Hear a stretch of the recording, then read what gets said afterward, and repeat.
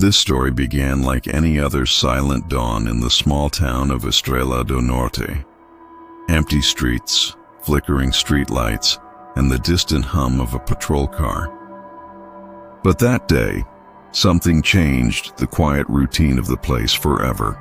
Officer Samuel Ribeiro, a veteran with over 20 years on the force, had only one unbreakable rule when patrolling the abandoned industrial sector. If he smiles, run. It wasn't superstition.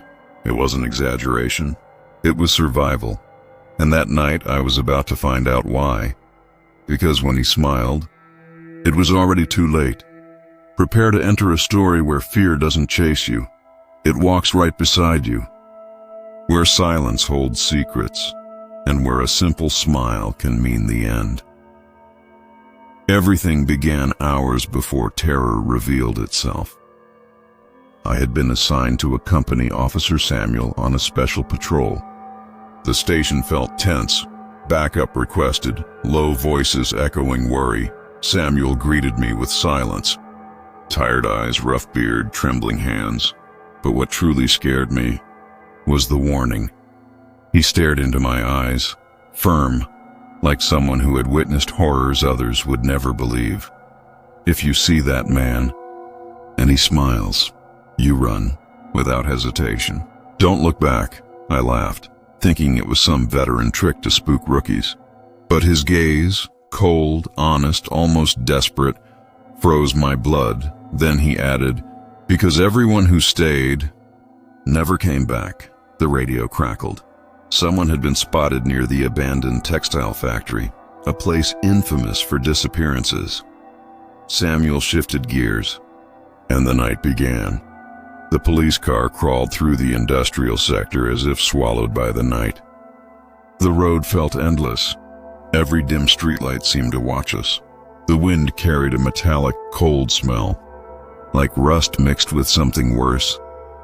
When the old factory appeared, my chest tightened. Broken windows, shattered glass like scattered teeth, a facade rotting, cracked and overgrown, like it was alive. The radio crackled again. Movement on the east side of the building. Male figure, alone. Samuel swallowed hard. With every meter we got closer, the silence grew heavier. Just the engine, and my uneven breathing. We got out. The ground creaked, as if begging not to be stepped on. The air inside was thicker, like the factory had trapped every dead breath in the world. Then we heard it, a slow drag. Bare feet, like someone being pulled by time itself. Samuel raised his gun. I tried to do the same. My hands shook too much. This wasn't just fear. It felt like my body already knew something my mind refused to understand. Shadow slid across the hallway. A man, tall, bent, moving. Slowly. Samuel inhaled sharply. He's here. My heart pounded so loud it drowned out the world. That place, that presence. Something was wrong with the air, the floor, the reality around us, as if everything there was waiting. For what or who? The shadow stopped. For a moment, everything froze. Even the air seemed afraid to move. Then he stepped out of the darkness.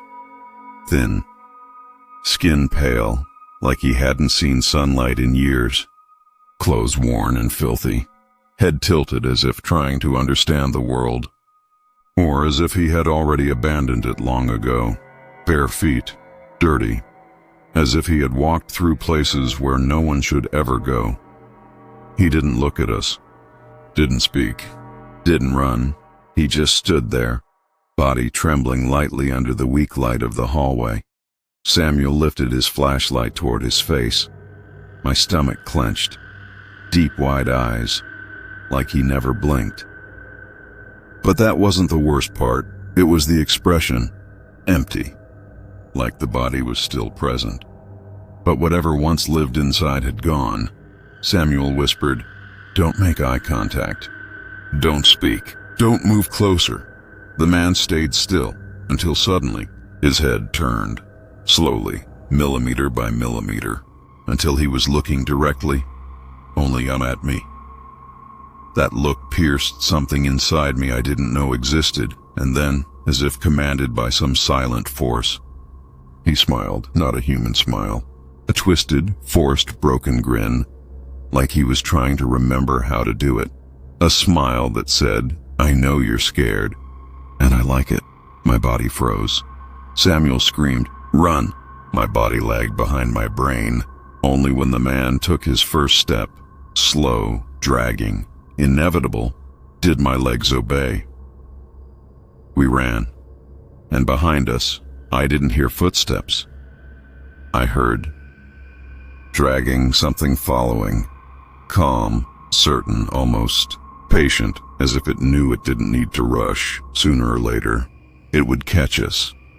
The factory door slammed shut behind us like a gunshot.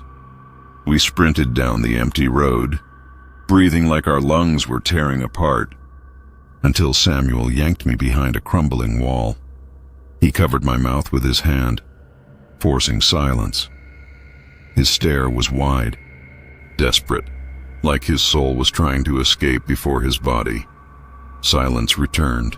No steps, no dragging, nothing, just the wind.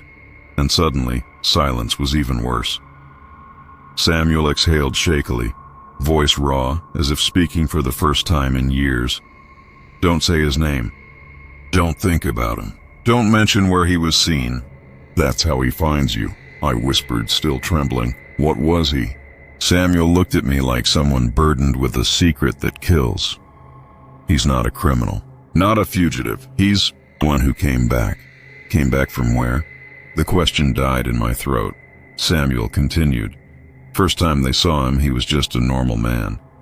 Shop owner, family man. Went missing during the floods, near the river. Search teams looked for days. When they found him," his voice cracked, "they said he was smiling, even dead." My blood turned to ice. Samuel tightened his grip on my shoulder. They thought it was coincidence, until they saw him again, alive, walking, same place, same clothes, same expression. It made no sense, but every fiber in my body knew it was true. Samuel stared toward the factory. "He doesn't chase you to catch you. He watches, waits, decides if you deserve to be taken. And when he smiles, he never finished." The wind shifted. For a moment, it felt like someone was watching us, calm, silent, patient. Samuel whispered like a terrified child, "Promise you'll never come back here." I tried to answer, but then we heard it again, far away, slow, like an invitation. "Drag, drag, drag." Samuel went pale. He didn't run. He's just following. The dragging grew closer, but not like footsteps. It was as if the sound moved, while the body didn't. Samuel pulled me.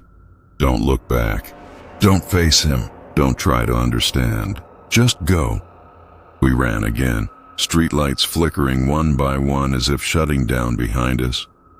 We stumbled, tore clothes, tripped over debris. None of it mattered. We reached the patrol car. Samuel fumbled with the keys, hands shaking violently. "Hurry," I begged. He turned the key. The engine died, again, again, again. Then silence, so thick it felt alive.